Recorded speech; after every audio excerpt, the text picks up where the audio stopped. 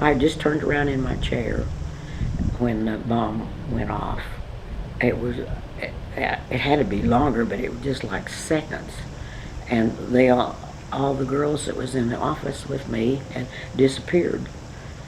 And eventually I found out that when the bomb went up and everything started coming down, that the 7 floors up above us had took them down into what was eventually known as the pit. I was there around 9:30, 9:35. It was very early on. As I said, the fires were still burning, and you could still see people trapped in the upper floors of the building.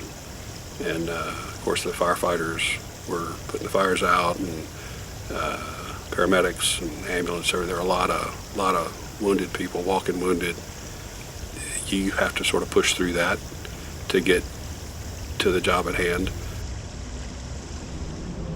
I spent a number of days in this environment, rapidly transitioning between the impression that I really would have preferred to be somewhere else, and then immediately thereafter realizing that I didn't want to be anywhere else, and that this was probably one of the most important things I'd ever done in my career. Kind of stood there in front of that building by myself there for a while, and all I could think was, Lord, this is overwhelming, and where do you start? And basically said a prayer that that obviously I can't make it right, but hopefully we can find justice in this process.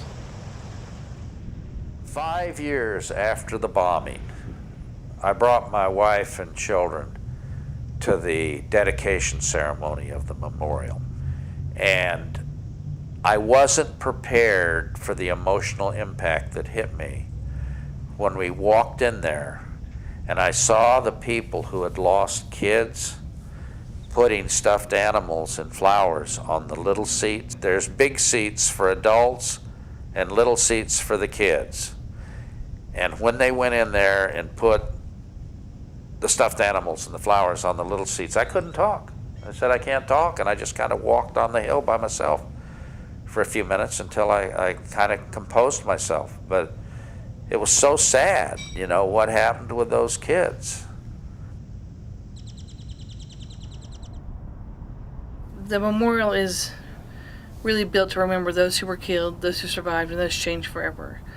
While we tell the stories of perpetrators, it really is about remembrance and lessons learned and how we call that information together so that we hopefully can prevent or teach against future acts.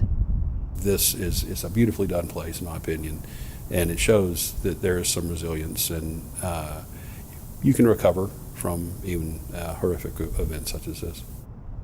And I usually close my remarks when I'm giving my story to people that my advice is don't ever miss an opportunity to tell those you love them, because you don't ever know when you might not come home from that ordinary day.